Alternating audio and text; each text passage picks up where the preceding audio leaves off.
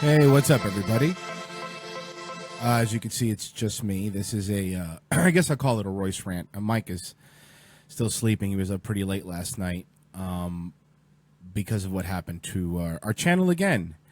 For those of you that are maybe have been following the drama or longtime fans, we just got off of a 3 month, content strike on YouTube. However, we are now again put in YouTube jail for 3 months from live streaming again. This particular time, which hope doesn't become a consistent theme, this particular time it had to do with our episode yesterday. We got popped for apparently bullying and harassment. Now, I don't know if everybody saw yesterday's episode. You could catch the whole audio of the episode on iTunes. It's there right now. Just search for Revenge of the Sis, and you'll find you'll find the whole episode. Sorry, I'm just flustered because I got up this morning to, Mike basically immediately appealing the content strike, and within an hour they upheld it. From my understanding, because it was a 2-hour video, we don't know specifically what it was in the video, but from what we're seeing is it had to do with with that kid that's been all over the news. I'm assuming it's bullying, harassment. You could listen to the show, tell us if we did anything wrong. I want to say something here clearly, and we said it in yesterday's show, not that it matters because nobody fucking listens and they just do what they want, but we're not out there like other people are and saying that this is a hoax. People died. We know people died. I know personally of somebody that died. It's really sad. I used to live down there. Our high school played that high school all the time. What we did say was, and by the way, we didn't even say he's an actor or a crisis actor. Not at all. What we said was, it seems like he is being coached in what he's saying. And I thought that that was disingenuous. It seems like they're using the tragedy to get their gun control thing passed. Now, mind you, I don't think the tragedy was fake. I don't think it's an inside job, man. But what I do question is the way that YouTube judges what is going to get a content strike. For example, Alex Jones right now is basically out and out doing way worse than we did, talking about this kid, saying this is an FBI kid, yada, yada, yada. But however, when you're a bigger channel, they don't give you the content strike because they know they can get away with it with us. We just got out of YouTube jail. Now, this is the thing. This is why it affects us so bad. We are trying to do this as a full-time job. And thanks to you guys, we're getting there. We just hit 3,200 subscribers now on YouTube and Patreon. You guys that give on Patreon are the real heroes. You're the reason we could do this. So thank you for that. However, I have a problem with this censoring of free speech. I have a problem with the same companies, Twitter, YouTube, Google, basically, that were all, net neutrality is going to take away free speech. Remember not too long ago when I've been ranting about this on my personal Facebook page and on the show too, I was very, very clear why I was against this whole why I was against everybody saying net neutrality being repealed was going to kill the internet. Because the people that wanted it repealed are the same people that are currently censoring information. Mind you, we weren't going on the show saying it was crisis actors like some other shows that are still up are doing. We weren't going up saying it was fake because that's disgusting. And anybody who thinks that it's fake is fucking disgusting. I'll say it right now. That fucking happened. People died. All right? I am not in any way questioning the terrible thing this fucking asshole, I don't want to say his name anymore, but the shooter did. It was fucking disgusting. What I am saying is that what we were saying is we do think that some parts of the media are using this tragedy to push an agenda. I mean, very similar to 9/11. Look, I don't think 9/11 was an inside job. I think it was really happened. However, the tragedy was used to pass more surveillance on us, the Patriot Act. Now, we are past the point of censorship now where we can't even question something or say something is disgusting or say something is wrong. They're stopping us. And now what this means is now with this content strike on YouTube is for 90 days, we can't go live. That affects us in a big, big way because our sources of income to make this a full-time job are basically Patreon, and our T-shirts and our merchandise, and then the one that obviously could sustain us would be YouTube. Now, we can still upload our full shows after we do them on Twitch again. We're going to be on twitch.com/we're-not-sorry again. We can still upload the full 2-hour shows after it's done to YouTube. However, when you're not live streaming on YouTube, the algorithm pushes you down. And on top of that, we don't get super chat money. People that they can't donate all the time but want to give if we're doing a good segment or want to ask questions. That's money that sustains us, that keeps us being able to do all the prep work that we do. Like I said, for every 2-hour show, we're putting in 5 hours, I would say. 5 hours of work. And also woke up this morning to Twitter lockout was trending. Apparently, because of the whole Russian allegation thing, Twitter was just basically locking conservative people out of their accounts. Some people lost thousands of followers. No real explanation. Just this crazy panicked effect. And look, last time we were hit with the content strike and couldn't stream for 3 months, I was really mad. I woke up in the morning fucking screaming. I wanted to punch walls. I was really angry. This morning when I woke up, the first thing I did was sit on the toilet, pull up my phone like many people do, and I was looking at it, and Mike says, "Look, I hate to do this to you in the morning, but this happened overnight." I didn't even get mad. I think I've been kind of expecting it. And the problem is that there's no clear guidelines. If somebody at Twitter could explain to me what we said yesterday that would constitute bullying or harassment, I'd love to know it. I'd love to know what it was. All we did was point out disingenuousness of the media to parade out kids and give them said talking points. Look, again, to be clear, I know it happened.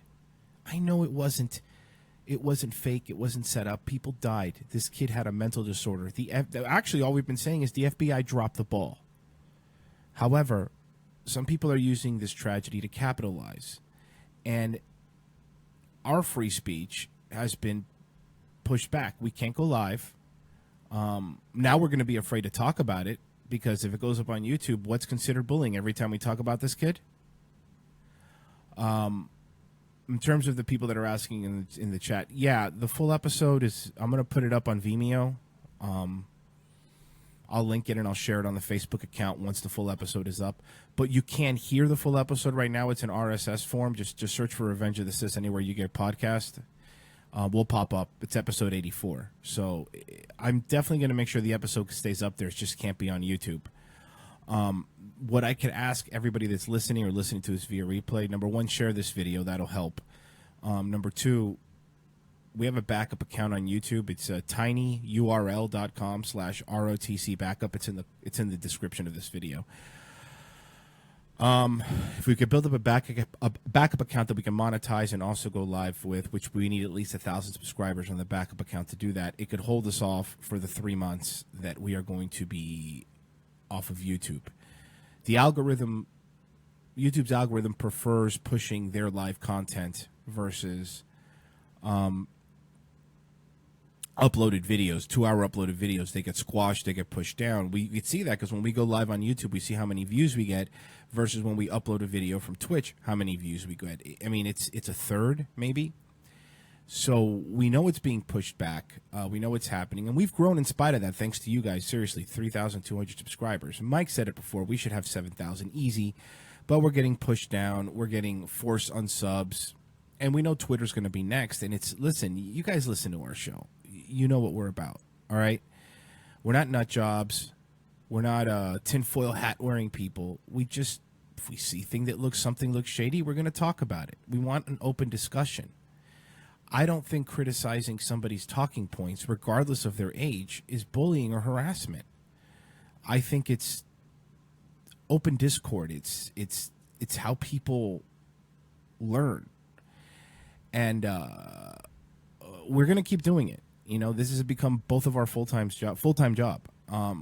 But again, you guys make it possible, especially people that give on Patreon, patreon.com/we're not sorry. We really do appreciate it because it keeps us going. I am livid. I know I'm not screaming and losing because I'm trying not to wake Mike up, but I am absolutely blown away by this, and the fact that you can't do anything about it. There's nothing to be done. We appealed it. We got a form answer back from YouTube, basically saying, "Tough shit," you know. And then they talk down to you too, like, "Oh, you should know better." This is gross. This is ridiculous. But there's nothing we could do, and the only way we could fight back is guerrilla warfare. I mean, really, that's the only thing we could do. We have to have a backup channel. We're going to be live on Twitch again. I don't know how to continue this moving forward on YouTube. We're going to keep trying because obviously there's no other options. And before anybody says, "Oh, go on Gab or go on YouTube," look, listen, that doesn't work. YouTube is Google. Google is the internet. And when they want you gone, they take you down. We were back for 3 days. No, 2 days. 2 days we were back. And they popped us again. It just happened to our friend LA Werewolf too, Frank. So we're trying to figure out what we do moving forward. All I could do is ask for your guys' help. Share this video. Tell people to subscribe to our channel, to subscribe to our backup channel. And don't let people stop you from talking. You know, don't let people censor your thoughts. You could be right. You could be wrong. You could even be gross. It doesn't matter. You should be allowed to say all these words. And, you know, yeah, I start fuming when I go on YouTube and I see InfoWars is literally talking about the same thing we're talking about, but they go even deeper. Was it a false flag attack? And they don't get content strikes. This is them picking on people they know they could pick on, because what are we going to do? How do we fight back? That's it. They've made their decision. There's nobody to talk to. So now we're off till May. Basically, our channel is going to be half its existence in YouTube jail. 6 months. We're going to be in YouTube jail longer than we've been a channel. And for those of you asking what you could do to help, I mean, all you could do is spread the word. You know, tell people to get on our backup channel, to subscribe on our main channel, to follow us on Twitch. We have a website, revengeofthesis.com. There's a store there that could help us out. But at this point, again, you know, it's all appreciated and everything helps. But again, it's doesn't really mean anything when YouTube pushes down your content. It's hard to grow new listenership. You know, we're doing it in spite of it because we put in a lot of work, but it's a lot of plans that we had went down the drain. You know, we had some plans starting maybe next week. Mike was going to do a Friday night call-in show, and maybe people give super chats so we could stay up and work. And I was going to do a geek show or something in the morning talking about TV and stuff like that, things that I like.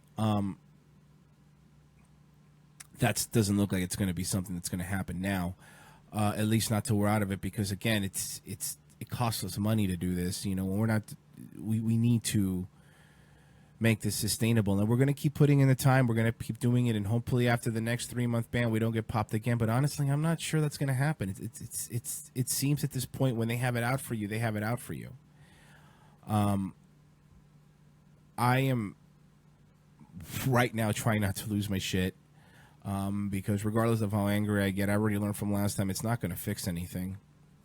All you could do is you guys could help us. You could help us spread the word.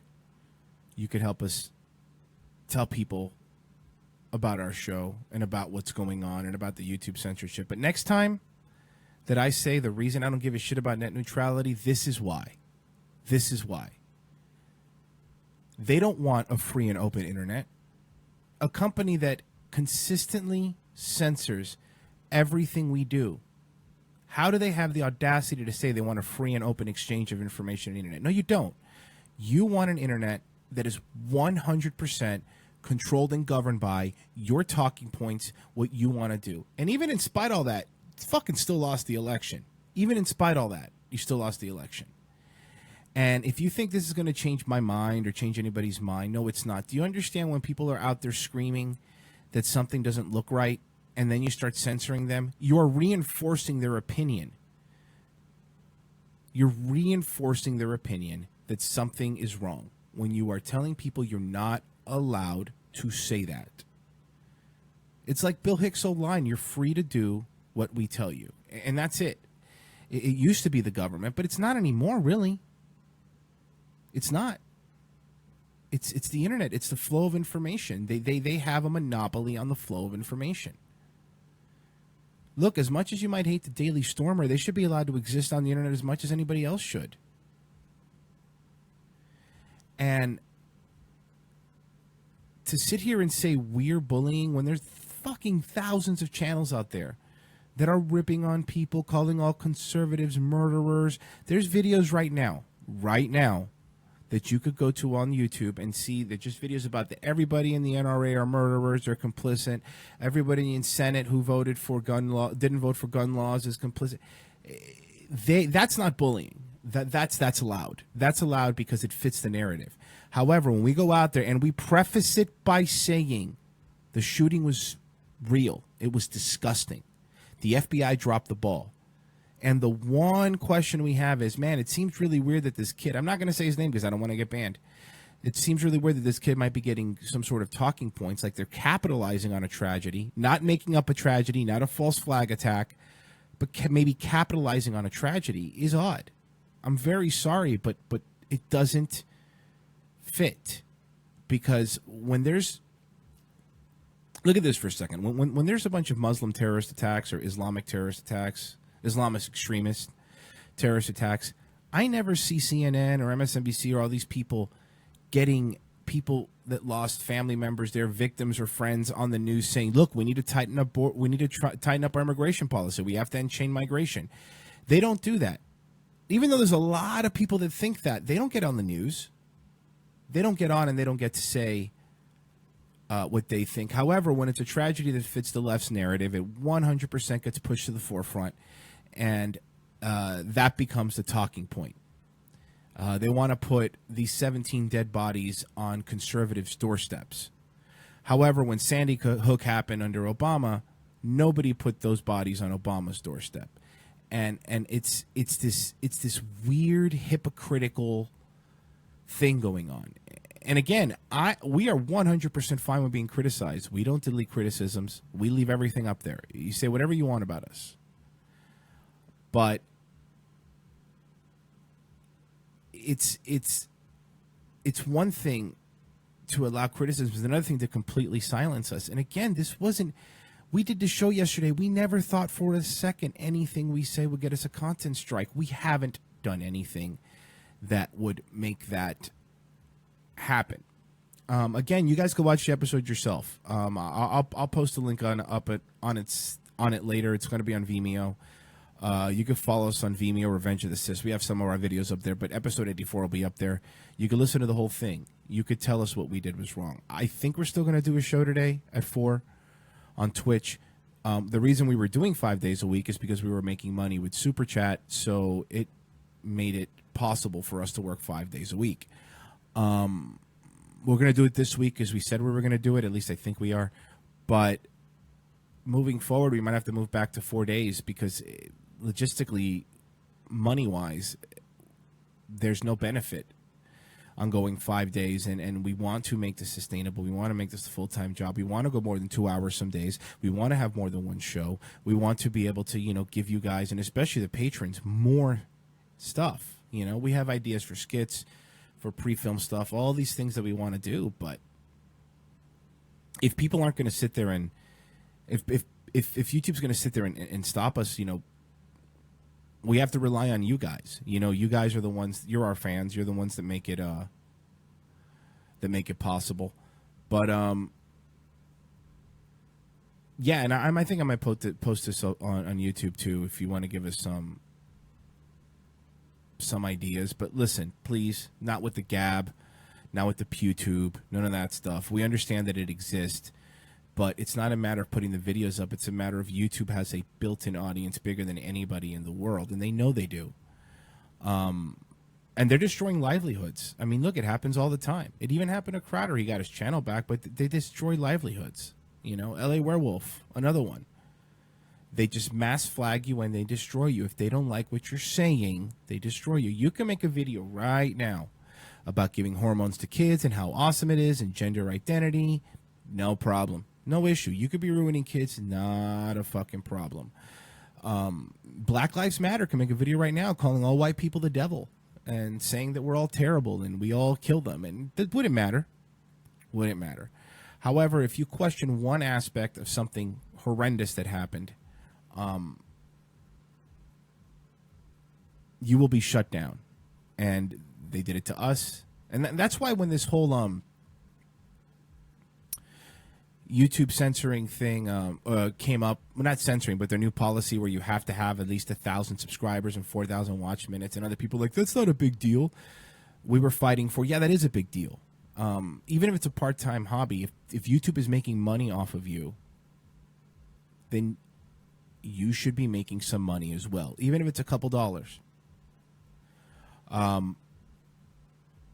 Yeah, we're going to probably go live on Twitch at 4, the normal time. But I was fuming downstairs, so I figured I'd come on here and do this. I wanted to do some of these, but not in this not in this situation. I thought it'd be more fun. You know, you talk about TV shows or stuff people are watching, not being political. But unfortunately, I don't think YouTube and the left realizes you keep pushing people further and further to the right. You keep doing it. You keep telling people they can't talk. And like Frank said yesterday, LA Werewolf says, eventually people are going to start taking to the streets because you can't censor them there, at least yet. We're going to ride out the 3 months. That's all we could do. It's going to affect our bottom line. It's going to affect our money. It's going to affect a lot of plans. I guess what I could ask you guys is if you want to help us out, you go to patreon.com/we're-not-sorry or paypal.me/we're-not-sorry. Those are 2 good ways to help us out. But right now, we also would really like you guys to go to tinyurl.com/ROTC backup. That's our backup channel. If we could get that to 1,000, that'll at least hold us up until we get our regular channel back, or at least be able to live stream on a regular channel. Our regular channel is still going to be putting up videos every day if we can.